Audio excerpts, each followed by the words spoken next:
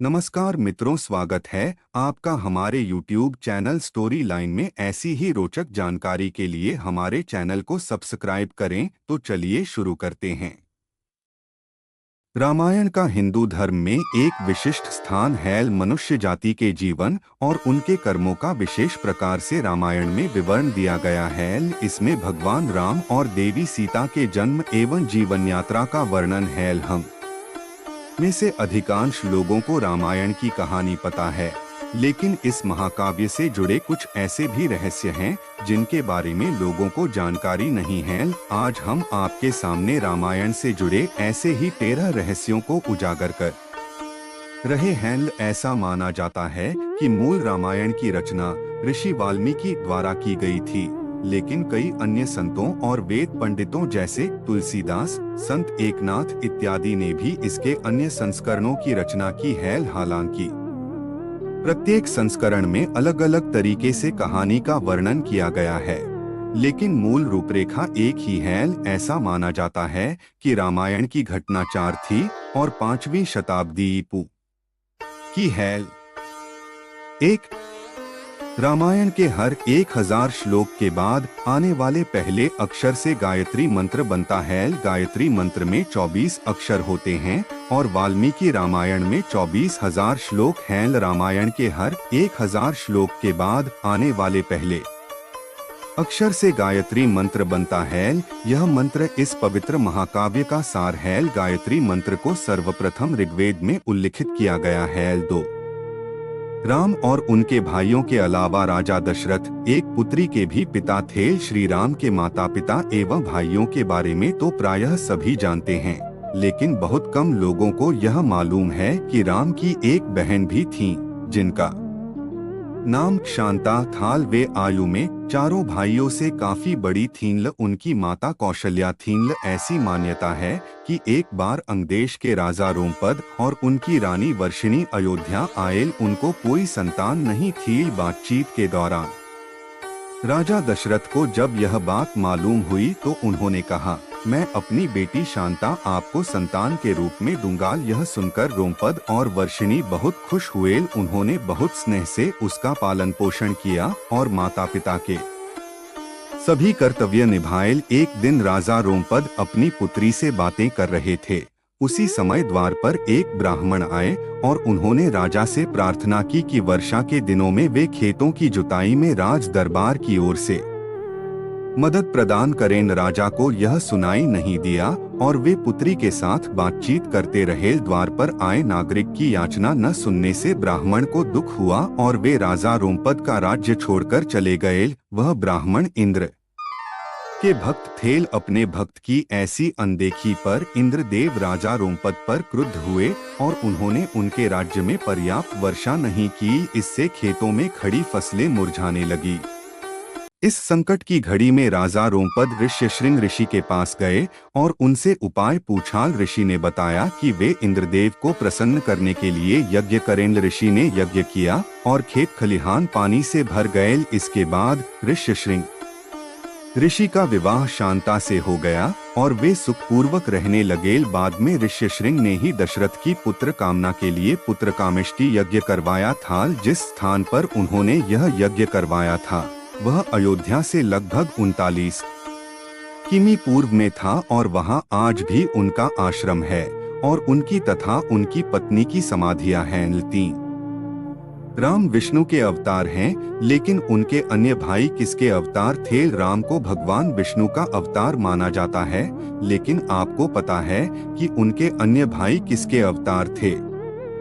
लक्ष्मण को शेषनाग का अवतार माना जाता है, जो क्षीर सागर में भगवान विष्णु का आसन है, जबकि भरत और शत्रुघ्न को क्रमशः भगवान विष्णु द्वारा हाथों में धारण किए गए सुदर्शन चक्र और शंखशैल का अवतार माना जाता है। 4 सीता स्वयंवर में प्रयुक्त भगवान शिव के धनुष का नामल। हम में से अधिकांश लोगों को पता है कि राम का सीता से विवाह एक स्वयंवर के माध्यम से हुआ था। उस स्वयंवर के लिए भगवान शिव के धनुष का इस्तेमाल किया गया था, जिस पर सभी राजकुमारों को प्रत्यंचा चढ़ाना था।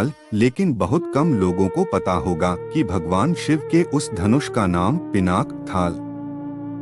5 लक्ष्मण को गुदाकेश के नाम से भी जाना जाता है। ऐसा माना जाता है कि वनवास के 14 वर्षों के दौरान अपने भाई और भाभी की रक्षा करने के उद्देश्य से लक्ष्मण कभी सोते नहीं थे। इसके कारण उन्हें गुदाकेश के नाम से भी जाना जाता है। वनवास की पहली रात को जब राम और सीता सो रहे थे तो निद्रा देवी लक्ष्मण के सामने प्रकट हुई। उस समय लक्ष्मण ने निद्रा देवी से अनुरोध किया कि उन्हें ऐसा वरदान दें कि वनवास के 14 वर्षों के दौरान उन्हें नींद न आए और वह अपने प्रिय भाई और भाभी की रक्षा कर सके। निद्रा देवी इस बात पर प्रसन्न होकर बोली कि अगर कोई तुम्हारे बदले 14 वर्षों तक सोए तो तुम्हें यह वरदान प्राप्त हो सकता है। इसके बाद लक्ष्मण की सलाह पर निद्रा देवी लक्ष्मण की पत्नी और सीता की बहन उर्मिला के पास पहुंची। उर्मिला ने लक्ष्मण के बदले सोना स्वीकार कर लिया और पूरे 14 वर्षों तक सोती रही छे।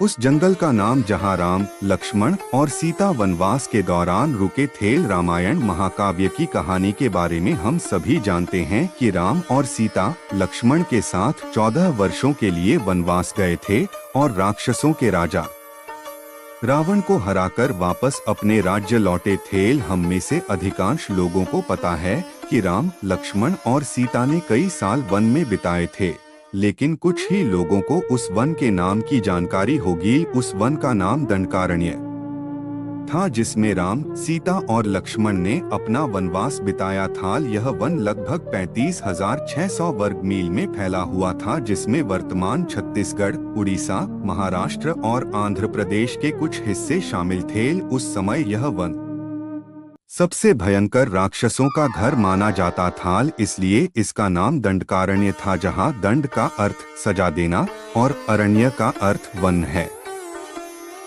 7. लक्ष्मण रेखा प्रकरण का वर्णन वाल्मीकि रामायण में नहीं है। पूरे रामायण की कहानी में सबसे पेचीदा प्रकरण लक्ष्मण रेखा प्रकरण है, जिसमें लक्ष्मण वन में अपनी झोपड़ी के चारों ओर एक रेखा खींचते हैं। जब सीता के अनुरोध पर राम हिरण को पकड़ने और मारने की कोशिश करते हैं तो वह हिरण राक्षस मारीच का रूप ले लेता है। मरने के समय में मारीच राम की आवाज में लक्ष्मण और सीता के लिए रोता है।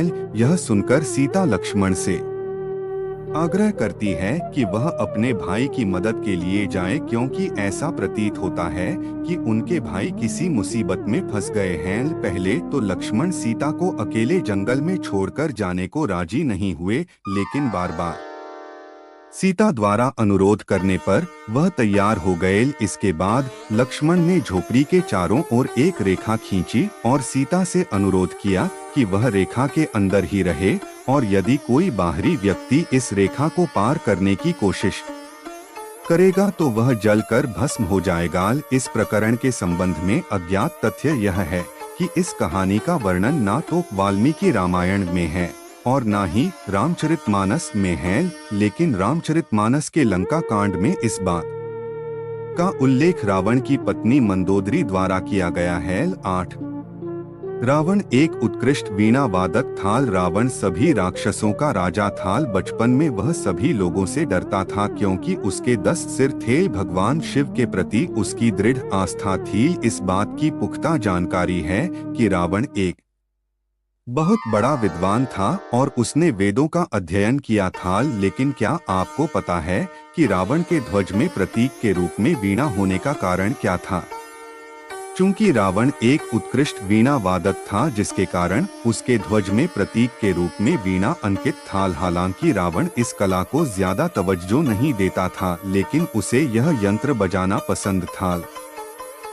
9. इंद्र के ईर्ष्यालु होने के कारण कुंभकर्ण को सोने का वरदान प्राप्त हुआ था। रामायण में एक दिलचस्प कहानी हमेशा सोने वाले कुंभकर्ण की है। कुंभकर्ण रावण का छोटा भाई था, जिसका शरीर बहुत ही विकराल था। इसके अलावा वह पेटू बहुत अधिक खाने वाला भी था। रामायण में वर्णित है कि कुंभकर्ण लगातार 6 महीनों तक सोता रहता था और फिर सिर्फ एक दिन खाने के लिए उठता था और पुनः 6 महीनों तक सोता रहता था।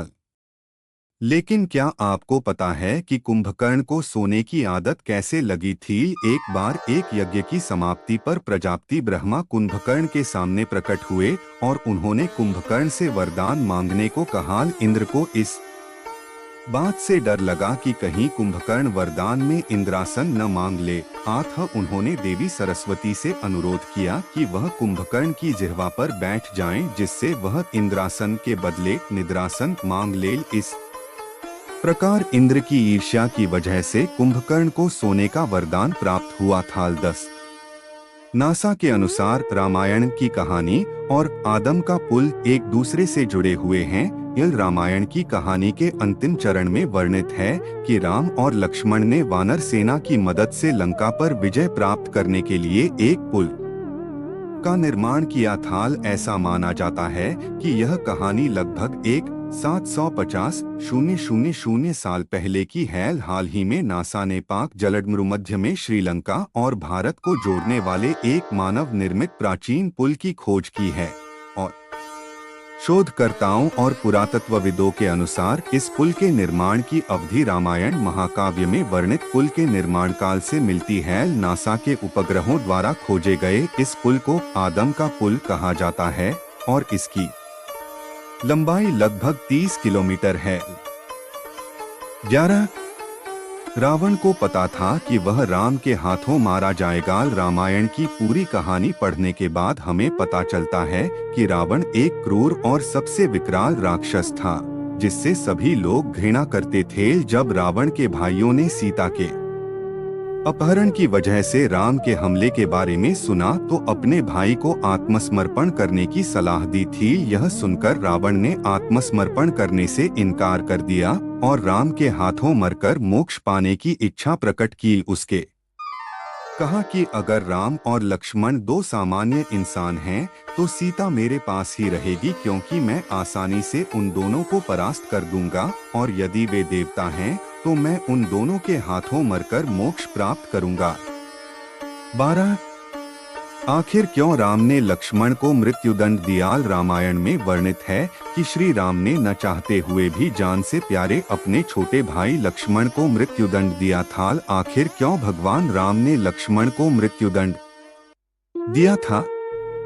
यह घटना उस वक्त की है जब श्री राम लंका विजय के बाद अयोध्या लौट आए थे और अयोध्या के राजा बन गए थे। एक दिन यम देवता कोई महत्वपूर्ण चर्चा करने के लिए श्री राम के पास आते हैं। चर्चा प्रारंभ करने से पूर्व उन्होंने भगवान राम से कहा कि आप मुझे वचन दें कि जब तक मेरे और आपके बीच वार्तालाप होगी हमारे बीच कोई नहीं आएगा, और जो आएगा उसे आप मृत्युदंड देंगे। इसके बाद राम लक्ष्मण को यह कहते हुए द्वारपाल नियुक्त कर देते हैं कि जब तक उनकी और यम की बात हो रही है वो किसी को भी अंदर न आने दे, अन्यथा वह उसे मृत्युदंड दे देंगे।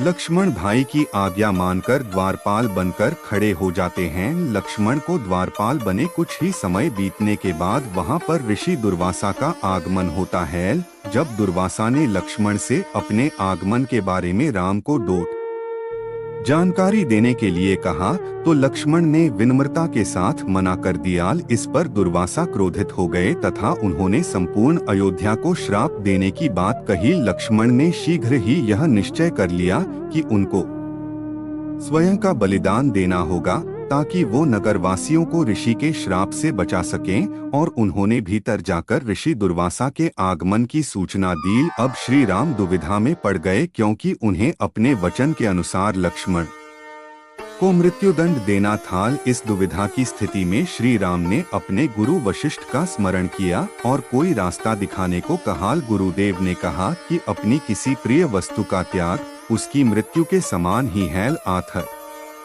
तुम अपने वचन का पालन करने के लिए लक्ष्मण का त्याग कर दो। लेकिन जैसे ही लक्ष्मण ने यह सुना तो उन्होंने राम से कहा कि आप भूल कर भी मेरा त्याग नहीं करना, आपसे दूर रहने से तो यह अच्छा है कि मैं आपके वचन का पालन करते हुए मृत्यु को गले लगा लूं। ऐसा कहकर लक्ष्मण ने जल समाधि ले ली। 13 राम ने सरयू नदी में डुबकी लगाकर पृथ्वीलोक का परित्याग किया था।